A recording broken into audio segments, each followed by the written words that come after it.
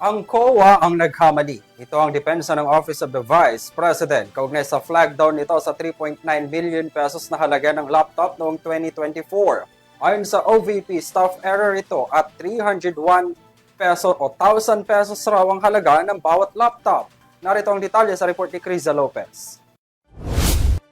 Napuna ng Commission on Audit sa Annual Audit Report 2024 nito ang bagong 13 unit ng laptop ng Office of the Vice President na nagkakahalaga ng 3.9 million pesos. Ibig sabihin, ang kada isang unit ng laptop ay nagkakahalaga ng 301,230 pesos. Ngunit nilinaw agad ng OBP na nagkaroon ng pagkakamali ang staff sa pag-encode ng impormasyon.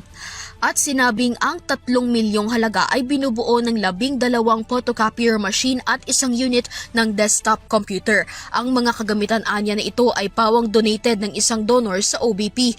12 photocopier machine ay nagkakahalaga ng 3.824 million pesos ayon sa donor.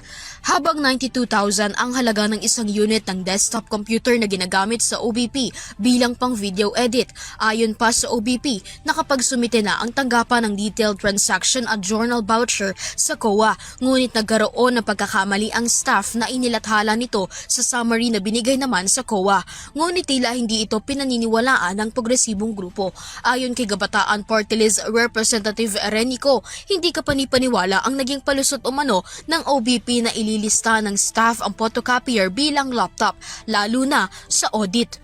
Iginiit din niya na hindi anti-corruption champion si Vice President Sara Duterte at pinaratangan ang pamilya Duterte bilang korap na dinastiya. Hinamon niya ang Vice Presidente na hikayatin ang kapatid nitong si Congressman Paulo Pulong Duterte na dumalo sa investigasyon.